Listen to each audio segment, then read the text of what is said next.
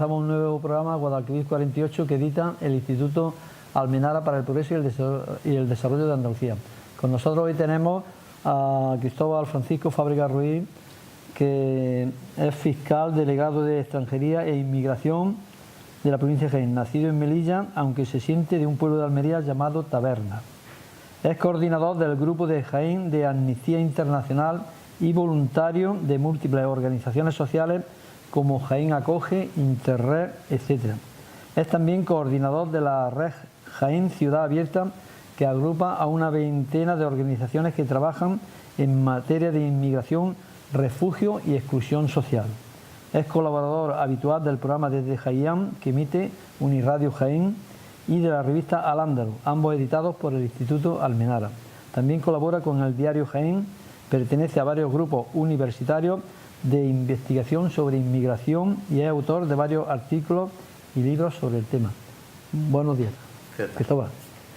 Bueno, pues hoy, queridos telespectadores, el tema que nos va a exponer aquí Cristóbal Fábrega es el de la teología de la liberación. Y paso a preguntarte, para ti, ¿qué es la teología de la liberación?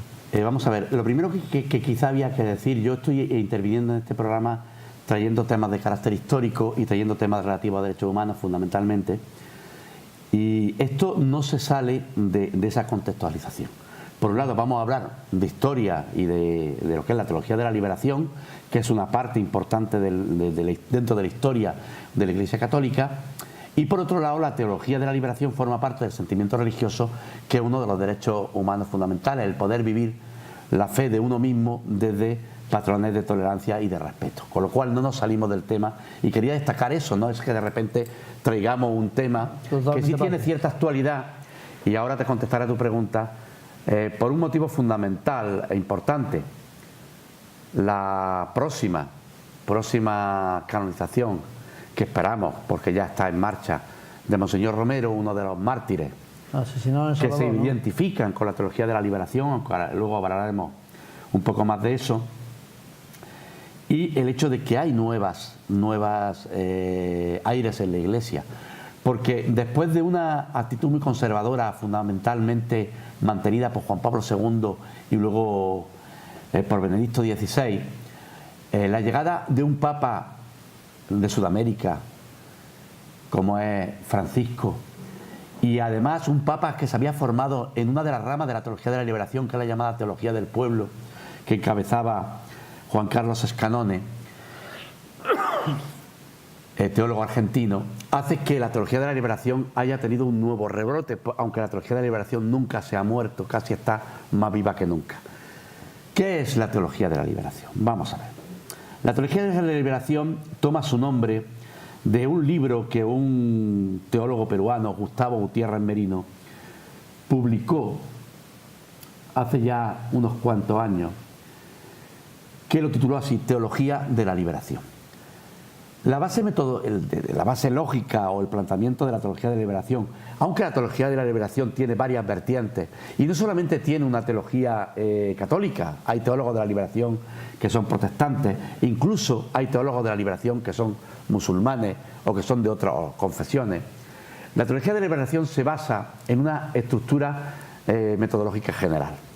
Se basa, sorprendentemente, digo sorprendentemente porque algunos en un momento determinado de nuestra conceptuaciones religiosas quisimos renunciar al Antiguo Testamento para mantenernos en la buena nueva del Nuevo Testamento. Sí. Se basa en la salida de los esclavos judíos de Egipto, en la búsqueda de la liberación y del acceso a la tierra prometida. De ahí viene ese concepto de liberación. Y ese concepto lo unía Gustavo Gutiérrez Merino a la realidad social de los lugares en que ellos vivían, que era la realidad social hispanoamericana o sudamericana.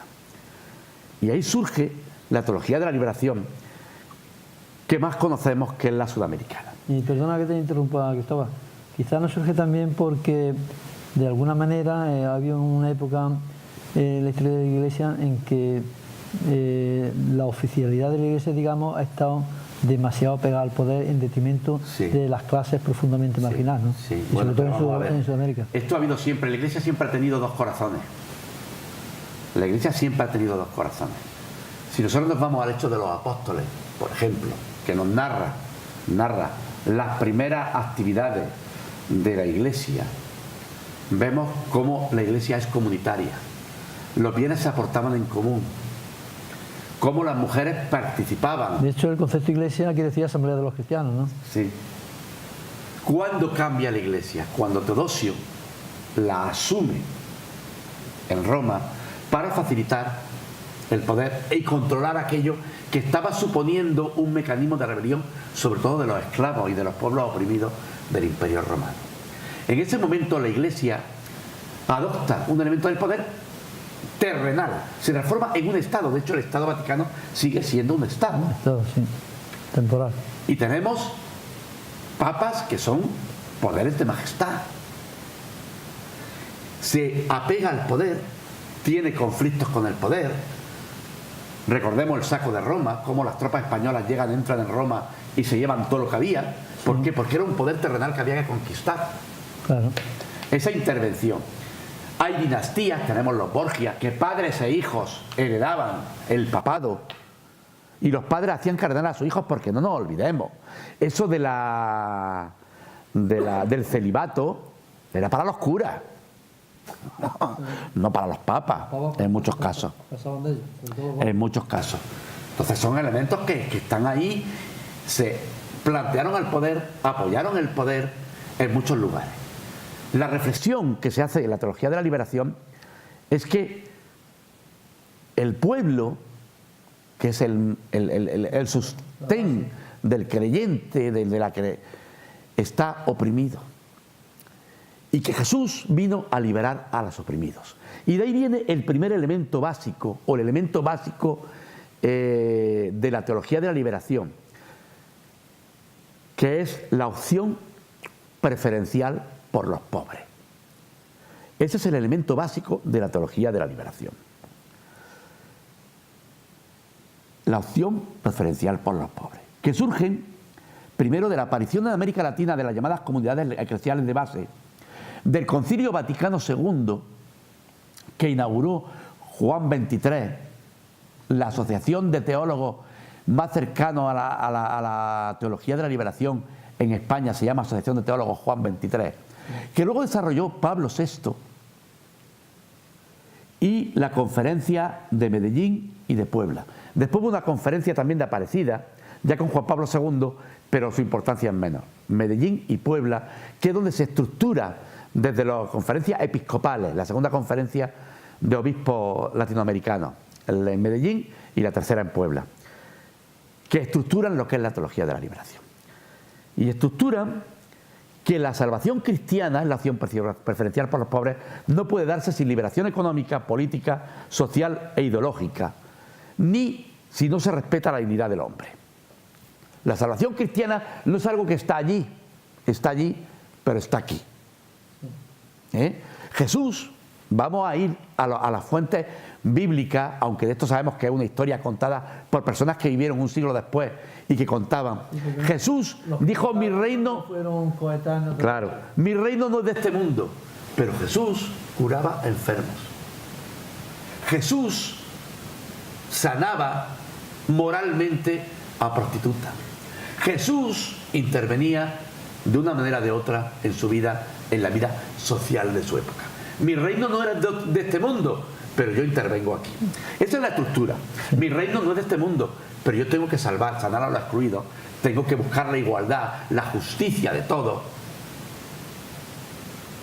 y tengo que mantener ese elemento. Segundo lugar, cuando tomamos conciencia de la realidad en que se desenvuelven, se dan cuenta de que la realidad latinoamericana no era esa, y que por lo tanto ellos tenían que intervenir en esa realidad latinoamericana. Pero al intervenir en esa realidad se crean conflictos. Por ejemplo, estoy pensando en la revolución de Nicaragua, sí, donde la Iglesia tiene una dualidad, porque está por un lado Ernesto Cardenal, que llega a ser primer ministro de la revolución, y el cardenal Obando, que se decanta por la reacción de la sociedad nicaragüense. Bueno, vamos a ver, es que siempre ha habido dos corazones de la Iglesia, lo he dicho antes.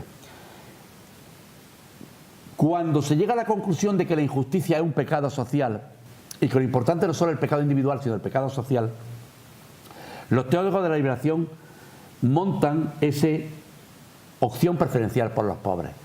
La Iglesia, las personas, los poderes de la Iglesia, los miembros de la Iglesia tienen que trabajar por los pobres. Al principio se hablaba de pobreza, ahora hablamos de excluidos. Opción preferencial por los excluidos. Sí. Inmigrantes, mujeres, homosexuales. Marginados. Marginados. Ese es el elemento. ¿Pero qué se dice? Esto no es una teología nueva. No es que estemos creando ni una teología ni una cristología. Cristología es el estudio de la realidad de Cristo y de la naturaleza de Cristo. Es la parte más desarrollada de la teología de la liberación. Pero no es que estemos creando una cristología nueva o una teología nueva. Porque si nosotros nos vamos al Nuevo Testamento, ¿qué hizo Jesús desde el principio de su vida pública hasta el final con su crucifixión? Trabajar por los excluidos de su época. Y comprometerse con la sociedad de su época. Los únicos excluidos de la época que no salen en los evangelios, porque han sido excluidos siempre, son los homosexuales. Pero no porque Jesús lo excluyera. Incluso hay algunos que dicen que Juan era feminoide, ¿no?, por decirlo de alguna manera. Sí. No porque Jesús los excluyera, sino porque estaban tan excluidos que ni siquiera aparecían ni en primero ni en segundo. Pero pensemos en las mujeres. Tenían un trato preferencial entre los seguidores de Jesús. Son las primeras que teóricamente lo ven resucitado. Son las últimas que están en la cruz. María Magdalena era algo más que una mujer que acompañaba a Jesús. Era casi una lugarteniente de Jesús. Era casi su mano derecha. Y María Magdalena no lo traicionó como Pedro. Es que son cosas que hay que tener. Entonces, ¿qué pasa? Las mujeres, los publicanos, que eran los más desdichados, los centuriones romanos, que eran los invasores, los samaritanos, que eran excluidos en la sociedad. Jesús vivía entre los excluidos. La opción preferencial por los pobres y por los excluidos no es nueva, no es una teología nueva, es la de Miel. Entonces, ¿qué caracteriza a la teología de la liberación frente al resto de las teologías reales? Otra cosa es la teología de la metodología que usa. La teología de la liberación se da cuenta de que tiene que estudiar los fenómenos sociales utilizando los mecanismos metodológicos de estudio de las ciencias sociales. Sí, por eso hay quien dice que la teología de la liberación es una metodología, sí, no una teología. Otra pregunta que te iba a hacer es ¿cuántas vertientes y ramas de la teología de la liberación hay? Bueno, eso sería muchísimo, pero no vamos a dejar de contestarte. Pero déjame terminar esta argumentación porque es muy importante. Sí. Dentro de ese estudio de la metodología, de la metodología de estudio de las ciencias sociales, entran con la mayor rama de la metodología de las ciencias sociales que existe en la actualidad, aunque ahora políticamente, porque tiene una vertiente política, esté desacreditada, pero que sigue trabajándose dentro del estudio de la historia, de la sociología, que es el marxismo. La teoría marxista de la lucha de clases y la teoría marxista de la superestructura, infraestructura y estructura económica, es decir, que lo importante son los elementos económicos, sí, es algo que ha imbuido todas las ciencias sociales. Y entonces los teólogos de la liberación empiezan a trabajar con la metodología de la lucha de clases. Eso ha servido para que algunos digan que son comunistas y trabajan como elemento comunista. Dentro de las fotografías que están pasando por detrás nuestro, hay una de Elder Cámara, un arzobispo brasileño que fue teólogo, está dentro de la teología de la liberación, que dice algo así como: cuando denuncio la pobreza, cuando ayudo a los pobres, me llaman santo. Cuando denuncio a la pobreza, me llaman comunista. Claro. Le acusan del comunismo por el uso metodológico, pero no es un problema. Sin perjuicio de que pueda haber sacerdotes. Es lo que la gente llama cristianos marxistas, ¿no? Sí, que puede haber sacerdotes que tengan un cierto componente de marxista. Pero indudablemente el materialismo histórico es un hecho. Es un hecho, pero no explica todo. Lo mismo que tampoco lo explica el materialismo científico. Claro. Desde el punto de vista de la fe que sí está presente en la teología de la liberación. Me dice que cuántas ramas, pues tantas como hay seres humanos. Hay multitud de ramas de la teología de la liberación. Hay casos, y voy a empezar por la sudamericana. Hay una teología de la liberación americana. El contacto de los teólogos de la liberación con teólogos europeos y con teólogos de Estados Unidos hay teología de la liberación norteamericana. Hay teología de la liberación negra. Hay teología de la liberación feminista. Hay teología de la liberación india. Y hay India, me refiero no de India, sino de indígenas. La teología de la liberación indígena, que tienen sus representantes, que se pueden encontrar en cualquier tratado. Y hay una teología de la liberación que no estaba tan influenciada o influida por la metodología marxista, pero indudablemente de lleno por la opción preferencial, y que se movía en otros sectores, como es el caso de la teología del pueblo argentina. Que es la que sigue Francisco, el Papa. Que es en la que Francisco se formó y la que Francisco demuestra mucho en sus comportamientos, que está ahí presente en él. Hay una que tengo aquí que dice teología como una relectura sistemática del saber teológico. Bueno, vamos a ver. La teología se había preocupado fundamentalmente del estudio de Dios. Sí. Cuando nosotros entramos en la opción preferencial por los pobres y empezamos a ver lo de aquí abajo más que lo de ahí arriba, y decimos, Dios, ¿qué quiere? El Padre Nuestro del Labrador, que cantaba Víctor Jara, Sí. dice, cuando está rezándole a ese supuesto Dios, tráenos tu reino de justicia y de hermandad. Justicia, claro, muy profundo. Empezamos a plantearnos que un Dios que nos ha creado a todos iguales y semejantes a Él no puede combatir la dignidad de ninguno de nosotros, ni puede serle satisfactorio que no exista la justicia en la tierra. El valle de lágrimas viene de otro lado. Y cuando se dice eso, se dice la teología, hay que leerla desde el punto de vista de la defensa de la justicia, de la defensa de los excluidos, de la lucha contra las desigualdades. No tanto desde que si Dios es Dios, son tres personas y un solo Dios verdadero, y el Papa es o no es. Esa es la nueva lectura de la teologización. Pero siguiendo con la teología del pueblo, Sí.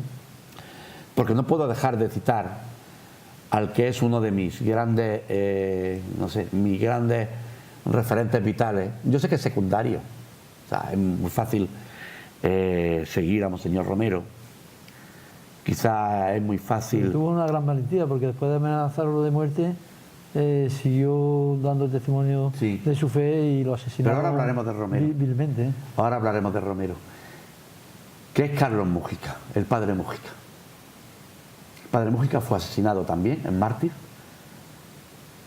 El padre Múgica era un cura villero, fundador del movimiento de sacerdotes por el Tercer Mundo, miembro de la teología del pueblo argentina. Y el padre Múgica es uno de mis referentes. Carlos Múgica era un cura peronista. Ya no hemos salido del marxismo. Sí. No hemos ido a otro lado. No vamos a discutir ahora que el peronismo, sino quizás eso da para otro programa. Sí. Pero ya hemos salido a otro lado. No era un problema ideológico de partidos políticos. Era un problema de vivencia de la religión. Sí. Monseñor Romero era un señor muy conservador. Un señor conservador que incluso fue invitado y renunció por solidaridad con su pueblo a pertenecer al gobierno o al Consejo de Asesoramiento del Gobierno del Salvador. Monseñor Romero no era un revolucionario. Monseñor Romero no procedía de una burguesía, era una persona con una formación clásica religiosa. Pero tenía humanidad. No, a Romero, y ahora ha salido un libro, me lo iba a traer para enseñarlo, pero después digo, no voy a tirar de muchas cosas, que se llama San Romero de los Derechos Humanos. Ha salido hace poco y es un libro muy, muy interesante, ¿no? Que habla dirigido de una manera pedagógica sobre el tema de Monseñor Romero. Monseñor Romero lo que le impacta es la muerte de Rutilio Grande. Rutilio Grande era un sacerdote que se había implicado con los campesinos del Salvador. El Salvador era una sociedad que estaba completamente fragmentada, en que había 15 familias o 14 familias que dominaban el país entero. La explotación, la represión era absoluta. Era una realidad dantesca. A pesar de eso, Monseñor Romero pues vivía allí, con su sotana. A Monseñor Romero la mayoría de las fotos va con sotana, va revestido, no plantea elementos críticos en la iglesia. Pero tenía un amigo que se llamaba Rutilio Grande, el padre Tilo. Y Rutilio Grande era un hombre comprometido con las comunidades campesinas. Y aquello le costó ser asesinado.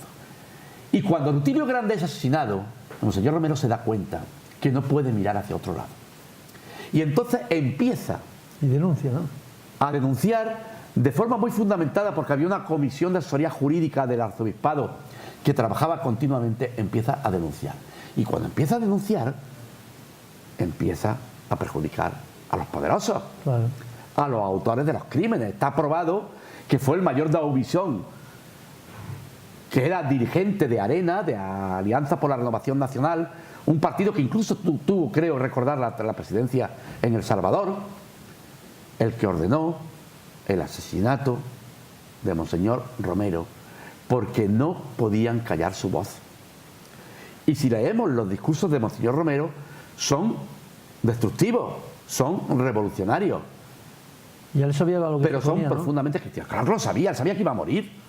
Lo tenía clarísimo. No le cabía la más mínima duda. Pero ahí, por eso es un mártir. Por eso Romero fue mártir desde el momento en que murió. Porque a Romero, y eso le produjo la beatificación, fue asesinado a causa de su fe. Por eso es mártir. Claro. Romero no fue asesinado por defender ideologías políticas contrarias al poder. Fue asesinado por defender la ideología cristiana, que es diferente. Claro. Por no aceptar que determinadas personas tergiversaran la ideología cristiana. Ahora ya tenemos el milagro, que es el paso para la santidad, pero bueno, es otra historia. Monseñor Romero era conservador, pero cuando ve la muerte de Rutilio Grande, existe, como le pasó a muchos. Cardenal, los hermanos Cardenal, Miguel de Escoto, se implicaron en la revolución nicaragüense. Hay una escena que también tenemos en la fotografía. No, perdona, no la puse al final. Hay una escena buenísima cuando llega Juan Pablo II a Nicaragua, que algunos lo recordaréis, que aterriza del aeropuerto y allí le está esperando Ernesto Cardenal como ministro de Cultura del gobierno sandinista, entre otros ministros. Ernesto Cardenal, sí. Y Ernesto Cardenal, como sacerdote que era, sacerdote, que nunca renunció a su sacerdocio, se pone de rodillas para que el Papa le dé su bendición. Y el Papa, en vez de darle la bendición, le regaña. Échale narices. Le regaña. Y eso, claro, es una foto que la prensa cogió. Impactante. ¿Por qué le regaña? Estaba defendiendo principios cristianos. Porque ya estaban cambiando. Juan Pablo II, el Papa que vino del frío, vino del este, una más rigorista, ya empezaron las famosas instrucciones de la doctrina de la fe, que llevaron además al final, entre otras cosas, a la condena a perpetuidad, la suspensión de la facultad de enseñar a Leonardo Boff, que dio lugar a la expulsión de la Universidad de Granada, la Facultad de Teología de Granada, que fue un foco importantísimo de la teología de la liberación de España, con personas de la altura de Juan José Tamayo en su profesorado, de José María Castillo, de Juan José Estrada. Esos estaban allí, fueron expulsados de la universidad. Juan Pablo II empezó una política ultraconservadora. Ultraconservadora en todos los sentidos. Se apoyó en los movimientos, los Kikos, los Comuniones de Liberación, los Legionarios de Cristo, el Opus, los más reaccionarios dentro de la Iglesia, que son ahora precisamente los que están tratando de hacerle la zancadilla a Francisco. Pero siguen teniendo la mayor parte de los obispos. O sea, que siguen siendo un poder profundo dentro de la Iglesia. O, por ejemplo, casos paradigmáticos también en Nicaragua, como Gaspar García Laviana, sacerdote asturiano que cogió las armas con la guerrilla. O el caso paradigmático de uno de los fundadores del Ejército de Alguien Liberación diría que Nacional es una- colombiano, Alguien diría que eso no que es muy Camilo cristiano. Torres Restrepo. No, Cristóbal, que alguien diría que eso no es muy cristiano coger la arma. No es muy cristiano. Bien, sí, tienen razón, no es muy cristiano. Lo cristiano es poner la otra mejilla, ¿no? Y cuando Jesús entró en el templo Cogió el y látigo. expulsó a los mercaderes con un látigo, Cogió el ¿qué látigo. estaba haciendo? Eso se ha llamado la ira divina. Claro. La ira divina que ha justificado la matanza de los hugonotes en Francia, la extinción de los cátaros, Los cátaros. ha justificado la invasión de Jerusalén y las masacres a los musulmanes que tenían el dominio de la ciudad, ha justificado tantas cosas y resulta que no puede justificar la defensa del pueblo contra los que lo agreden. Dijo San Agustín que el pueblo tenía derecho y era moralmente admisible que uno se rebelara contra la injusticia y contra las personas que lo oprimen. Poco cristiano, bien, quizás no es la mejor manera, pero hay veces que no te dejan otra opción. Sin embargo, aunque se ha desarrollado en Iberoamérica sobre todo, pero la teología de la liberación se gestó en Europa, ¿no? Sí, la teología de liberación, su punto de partida es el Vaticano II. Y es curioso porque el cardenal Mazinger, el que luego fue Papa Gregorio XVI, ya se me el Ratzinger, fue uno de los teólogos que más influyeron en el Vaticano II. El Vaticano II es cuando empieza a cambiar el tema. Tú que eres entrado en edad, sabes que es cuando empezamos a hacer las misas se empiezan a hacer las misas en castellano y mirando a la asamblea. Antes las misas se hacían hacia el altar, lo importante era el altar. El Vaticano II empieza a traer el ecumenismo, el diálogo interreligioso. El Vaticano II empieza a permitir el movimiento de los curas obreros, que también tiene mucha importancia en la teología de la liberación y que surgió en Francia.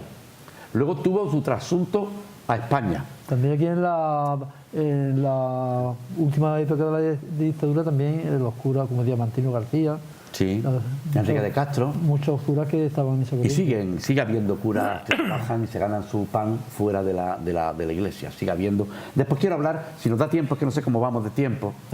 Quiero hablar de la pervivencia, sobre todo en España, de la Pero teología sobre de la todo liberación. quisiera que me dijera qué actualidad tiene ahora mismo la teología de la liberación. ¿Ha ido para atrás, ha ido para adelante? ¿O Vamos a ver. está reconocida Esto- por la Iglesia esto oficial? es un poco para. Vamos a ver. No, la Iglesia oficial ha cambiado su actitud. Estábamos hablando de la condena al silencio de Leonardo Boff, que es un sacerdote brasileño que es uno de los máximos representantes actuales de la teología de la liberación. Leonardo Boff ha sido ya rehabilitado. Pero es que además una de las primeras entrevistas que tuvo Francisco en el Vaticano fue con Leonardo Boff. Y Francisco abraza a Leonardo. No hay que olvidar que hay un detalle. Cuando nombran a Francisco Papa, una de las personas que más habían defendido su candidatura, no recuerdo el nombre, no sé si era un cardenal, no sé si era africano o era... Cuentan, no sabemos si es un mito, cuentan cuando le preguntan al Papa ¿qué nombre quieres tomar? Jorge Bergoglio era jesuita, no es franciscano. Lo digo porque los que conocen algo del tema de la Iglesia... Hay mucha oposición, ¿no?, de jesuitas a franciscanos. No era normal, podía haber dicho, pues, yo qué sé, cualquier otro.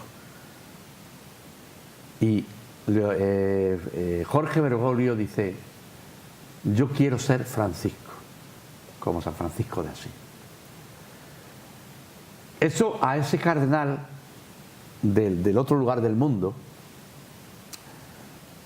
le hace acercarse a él y le mandó unas palabras que pueden ser muy enigmáticas. Francisco, no te olvides nunca de los pobres. Es muy significativo. Opción preferencial por los pobres Sí. y los marginados. Ya cambian cosas. Se empieza a editar en España un libro prohibido que se titula, ¿cómo se llama? Es de Jesús Pagola, que se titula La historia de Cristo. ¿Cómo se titula este libro, Dios mío? Bueno, un libro que fue prohibido. Sí. Memoria histórica de Cristo, o la realidad histórica de Cristo, que hace un estudio histórico interesantísimo sobre la vida de Cristo basado en datos contrastados. Fue prohibido. Con Francisco se desbloquea y se le da lo que se llama el Nilocta. Una pregunta comprometida que te voy a hacer, Cristóbal. Lo digo porque ha salido a relucir y que mucha gente la plantea. Todos sabemos, como tú acabas de decir, la profunda humanidad que tiene el Papa Francisco, acercado a los pobres, pero él que vivió la terrible dictadura argentina, ¿cómo la vivió? Bueno, vamos a ver. Es tremendo. Francisco tiene muchos enemigos. Es que de alguna manera han dejado caer Francisco, que confraternizó un poco con la dictadura. Francisco no existía, no era obispo, era jesuita, sí. Fue director general o nacional o provincial de los jesuitas, fue rector del seminario de los jesuitas. Y hay dos versiones. Una versión crítica que dice que no hizo todo lo que pudo siendo director provincial de los jesuitas por salvar a dos compañeros suyos que habían detenido por la dictadura. No hay que olvidar que la dictadura argentina, al mismo que la chilena, eliminaron a muchísimos sacerdotes y a muchísimas religiosas. Era uno de los enemigos a abatir. ¿Vale? Y que muchos sacerdotes y muchas religiosas, cuando les permitían entrar a atender a los prisioneros, eran los que daban información fuera: está vivo y está allí. Es decir, la postura de la Iglesia Católica, Carlos Mújica, todo esto, la postura de la Iglesia Católica no fue monolítica. Es cierto que hubo personas que apoyaron el poder, el cardenal Obando en Nicaragua, sí. el episcopado chileno, sí. Pero eran más los sacerdotes, los miembros de la Iglesia, que se rebelaron contra esa situación, porque es una situación de todos menos cristiana, por mucho que los dirigentes, los militares que torturaran, comulgaran todos los días. Pero al final perseguían a los... Entonces Jorge Bergoglio tuvo que andar entre dos aguas, que no se estaba jugando, se estaba jugando la vida. Y Jorge Bergoglio se le acusó de que no había hecho todo lo posible. Eso, que fue así fue y así se dijo, también le han acusado hasta de pederastia, le han acusado de muchas cosas. Sí. Porque hay un sector en la Iglesia, incluso obispos que han firmado en contra de la línea que él lleva. Si es que no es agradable para los que han dominado la Iglesia de una forma conservadora. Su mecanismo. Y Jorge Bergoglio fue acusado de eso. Las dos monjas que estuvieron presas con los sacerdotes jesuitas, y el único sacerdote jesuita, creo que solamente uno sobrevive, han dicho que eso es mentira. Que eso es mentira. Que a ellos les consta que él hizo lo que buenamente pudo. En la situación terrible que había. En la situación terrible que había. Pero ¿cuál fue la situación? Pues que él trató dentro de lo posible de funcionar. Quizá no llegó a ser mártir. Vale. Es que el martirio no se puede pedir a todo el mundo. Claro. Quizá no llegó a ser mártir, no dijo: aquí está mi pecho, me entrego por ello, como hizo a lo mejor Romero. Tampoco tenía el mismo poder que tenía Romero en El Salvador, un país de 1,5 millones de habitantes, que era el arzobispo decano, por decirlo de alguna manera, el jefe de la conferencia episcopal. Él era director provincial de una orden que además, por cierto, que ha sido expulsada de multitud de países, los jesuitas, a lo largo de toda la historia. O sea, su situación era una situación de cierta complejidad. Se sabe que intervino en determinados casos concretos, se sabe. O sea que esos ataques pueden venir incluso de la Iglesia más reaccionaria, ¿no? Yo que creo que muchos de esos ataques vienen de la Iglesia más reaccionaria. Vamos a ver, es que no hay que ser muy listo. Se resisten a perder los privilegios que... Es que no hay que ser muy listo. Con las líneas maestras que está trazando de acercamiento a los pobres, ¿no? No hay que ser muy listo.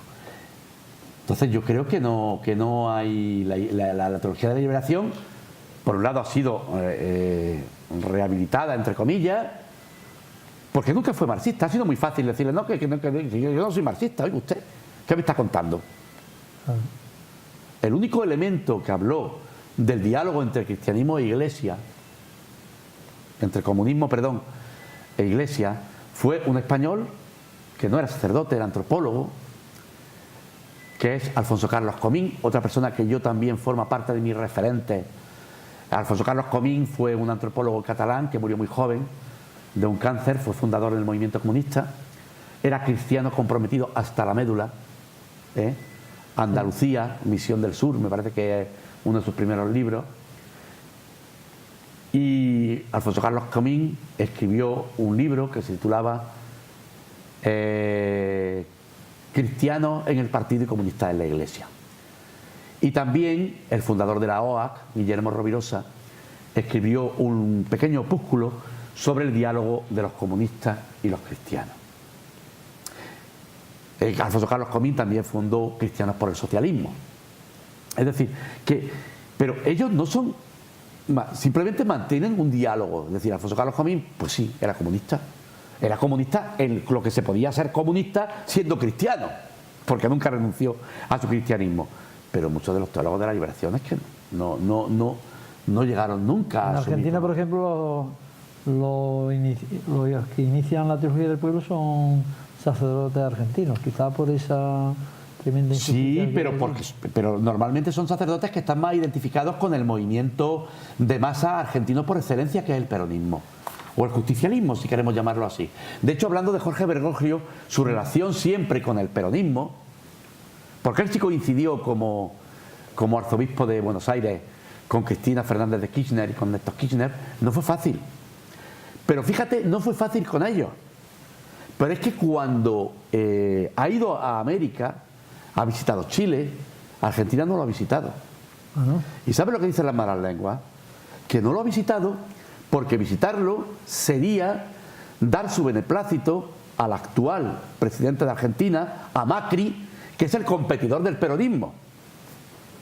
Sí. Porque dentro de lo que cabe, para no dentro de los problemas es, argentinos que ya digo que dan para otro programa, pues parece que sus relaciones, si eran malas o eran dificultosas con el peronismo, son nulas con el antiperonismo. Es que, ¿por qué? Porque el peronismo es muy grande también y hay que ponerse en el tema, ¿no? Entonces no era el marxismo propiamente el que también se dice que lo mismo que la teología de la liberación parte de Europa hacia América, pero que también de alguna manera volvió, sí. En el Escorial hubo un diálogo importante. En el Escorial ha habido también en África, me parece que en Dakar, ha habido reuniones en que los teólogos se han compartido todo su tema. Y en España tenemos un movimiento fuerte de teología de la liberación. Tenemos los teólogos que he citado antes, Juan José Tamayo, José María Castillo, Juan José Estrada, Benjamín Forcano, como teólogos. Hay mujeres, lo que pasa es que me vaya a perdonar, pero las mujeres las controlo menos, aunque está la monja esta catalana, Caral, que está muy de moda ahora en los foros, por los medios sociales, por su postura crítica con la sociedad. Tenemos un movimiento de comunidades cristianas de base muy importante. Sí, importante. Tenemos la obra que fundó Guillermo Rovirosa y que viene más que nada de la predicación de la Iglesia en el ámbito laboral, la Hermandad Obrera, que antes era la Acción Católica, porque venía de la Unión Católica de Propagandística y luego se transformó en la Hermandad Obrera de Acción Cristiana, en la que se han formado muchas de las personas que hoy son dirigentes de partidos de izquierda. Por poner un ejemplo, tanto Luis Segura, que ha sido coordinador provincial de Izquierda Unida en Jaén, como Ana Moreno, que ha sido concejala en Linares, es coordinadora ahora en Linares de la Izquierda Unida. Son personas que proceden de la OAC. También procedía de la OAC el fallecido Amador Anguita. Yo también he tenido contacto con ese movimiento,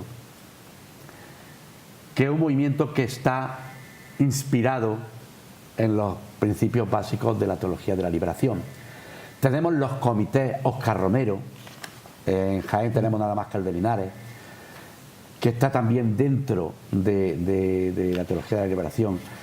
Tenemos todo el esquema de libros y de personas que están funcionando. Y para personalizarlo, ya que vamos un poco terminando, me voy a permitir que hable un poco de mi historia, ¿no? de mi planteamiento y de mi historia.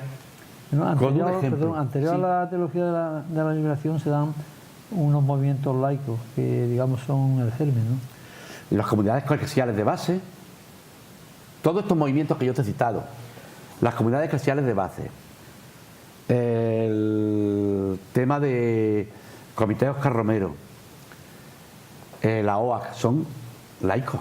Son laicos, ¿verdad? Son laicos. Y también, por ejemplo, quisiera que me dijera un poco la tremenda personalidad de Ignacio Ellacuría. Ah, bueno, no hemos citado a Ignacio Ellacuría.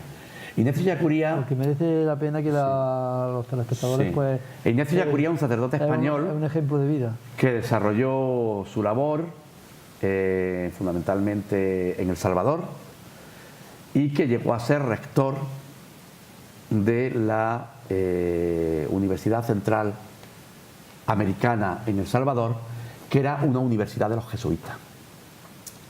Esa universidad fue un foco interesantísimo e importantísimo de teología por el pueblo, de apoyo al pueblo de forma teológica. Lógicamente, un día estaban tranquilamente el claustro de profesores, la chica que limpiaba, de una universidad pequeña, un país pequeño, Lilliput, le llaman ellos, el país más pequeño de Iberoamérica, o el segundo más pequeño, y uno de ellos estaba aquí, por eso se salvó, que es otra persona muy interesante. Entraron miembros del ejército y los mataron a todos. Sin piedad. Sin piedad. Fueron asesinados. Cuando la limpiadora y su hija, que vivían en una casa adyacente a la universidad, oyeron los tiros, salieron y las mataron también. No había que dejar testigos. Ignacio Ellacuría era un sacerdote español. Sabemos perfectamente quién los mató. Hay que tener en cuenta que ahora El Salvador ya consiguió en gran parte su transición. El Salvador de ahora no es el de entonces. Y algo tuvieron que ver los sacerdotes de la Universidad Central de la UCA, el sacrificio que hicieron de San Salvador, y su sacrificio. Fueron asesinados porque en Hispanoamérica oponerse al gobierno uno no se defiende con la sotana.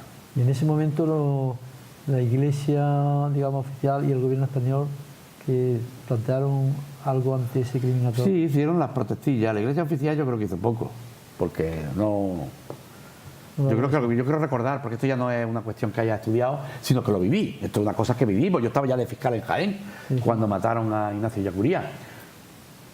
España protestó, pero El Salvador era El Salvador. Estaba apoyado por Estados Unidos, estaba apoyado tal que era el que pagaba la formación en la Escuela de las Américas de los militares para enseñarles a torturar, para enseñarles a matar. Hay que entrar en lo que es la política de la Guerra Fría contra el comunismo, que es lo que había. Sí, estamos acabando, Cristóbal, pero no antes quisiera que me hablara un poco de Cristianos por el Socialismo en Chile y la relación que tuvieron con Salvador Allende también. Bueno, Cristianos por el Socialismo, ya he dicho que Alfonso Carlos Comín trajo Cristianos por el Socialismo a España. Cristianos por el Socialismo era un movimiento dentro de este tema, era un movimiento que se dio cuenta que no era incompatible ser socialista. Hay que tener en cuenta que en aquel momento estábamos hablando de un socialismo marxista. Allende era un socialista marxista, no era un socialista descafeinado, como los que tenemos ahora en muchos sitios. No. Y que ser cristiano estaba más cerca de ser socialista que de defender posturas de extrema derecha y reaccionarias. Claro. Se dieron cuenta de eso. Y entonces crearon un movimiento para influir conjuntamente y para poder identificarse dentro de los partidos de carácter socialista que excluían la creencia y que consideraban que el ateísmo era la religión oficial, y al mismo tiempo dentro de la Iglesia defender su postura de cristiano, de creyente, a pesar de ser socialista. Hay muchos ejemplos de eso. Hay muchos ejemplos de eso, tanto en España, por ejemplo el caso de José Bono, dentro del socialismo español, los hermanos Maraval, es decir, que son muchos temas. Pero ya que estamos acabando, hablando de la realidad de la teología de la liberación, que repito que es una realidad viva. Porque un concepto también que quisiera que dijera a nuestros telespectadores, aclarar claramente si hay que distinguir entre teología e ideología. Bueno, vamos a ver, la teología teóricamente es una ciencia filosófica, es el estudio de Dios. Teo viene de Dios, del griego, logía es el estudio de Dios. La ideología, teóricamente, es una posición ante los problemas sociales. Que puede coincidir en muchas cosas o divergente. Y puede ser divergente. Es decir, yo puedo ser un estudioso de Dios, pensar que Dios es todopoderoso, que tiene 3 personas, que Cristo era una emanación de Dios o no era... Y puedo discutir y eso me va a situar en distintas posturas religiosas, de distintas tendencias y tal. Sí. Y yo puedo ser ideológicamente, pues, defensor del capitalismo, o defensor del comunismo, o defensor del fascismo, o defensor de lo que sea, o nacionalista. Lo que sea. Cosas que estén relacionadas. Ahora, hay algunos que pensamos que un cristiano que sigue el mensaje de Cristo no puede defender ideologías que sean excluyentes y que sean opresoras o defiendan la opresión de una parte de la sociedad por otra o de una parte del mundo por otro. Pero eso es mi opinión personal. Porque para un cristiano todos deben de ser hermanos, ¿no? Claro, claro. Bueno, para pues, un cristiano. si quieres decir alguna palabra Sí, más... yo quería insistir, poniendo como ejemplo rápidamente, porque forma parte de mi vida. Sí. De mi vida de hoy. La teología de la liberación sigue viva. Y hay un ejemplo, que es mi queridísima parroquia, ya no parroquia, central pastoral de San Carlos Borromeo, en Entrevías, Vallecas, Madrid. La llamada Iglesia Roja. No sé por qué nos llaman así. ¿Lo siguen llamando Nosotros así? nos llamamos la Iglesia del Achuchón, del abrazo. Sigue existiendo en Madrid. Luego sigue siendo... Tenemos nuestra labor social. Primero Enrique de Castro, que fue pintor de brocha gorda y taxista, cura obrero, y ahora encabezada por Javi Baeza, por mi entrañable amigo Javi Baeza, y por todos los que allí trabajan o trabajamos, cada uno puede decirlo como sea, por abrir las puertas cuando la gente tiene hambre, por defender intereses sociales, por asistir a manifestaciones a favor de los refugiados, por defender la realidad de la mujer, por dar de comer a marginados. Cualquiera puede encontrar la historia de los Borromeos en la red, porque además se hizo muy famosa en un momento muy crítico, que fue cuando el cardenal arzobispo de Madrid, de infausta memoria, no el de ahora, sino el anterior, quiso cerrarla por el tremendo pecado de que comulgábamos con rosquetas y con pan normal y corriente y no comprábamos las correspondientes obleas, porque parece ser que el pan que Cristo cortó en la Santa Cena eran obleas. Estaba allí y la habían preparado unas monjas que habían antes de Cristo allí, que ya eran cristianas, y habían hecho la oblea aquella. Se hicieron muy famosos porque hubo un gran movimiento de solidaridad en que participaron políticos. Hay una foto que yo traigo de un acto en San Carlos Borromeo que me veréis al lado de Javier Bardem.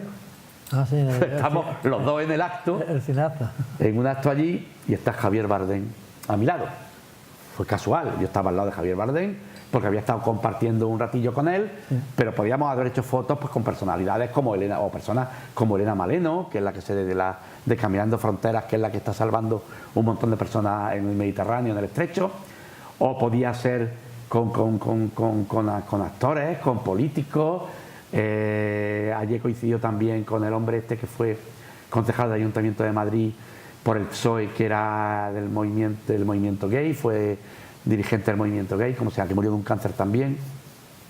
Es decir, que mucha gente, y hay mucha gente que ha salido de esa labor social. Tenemos hay una gran escuela de marginación. Por tanto, Cristóbal, hoy está mejor visto ser miembro activo de la teología de la liberación que antiguamente. Hoy está bien visto, no te engañes, Manolo, hoy está bien visto tener un buen coche, una buena casa e ir a veranear a Marbella. Eso es lo que está bien visto hoy, porque es lo que a la gente le importa. Siguen teniendo lo que es cierto es que los que tenemos una visión hacia los demás,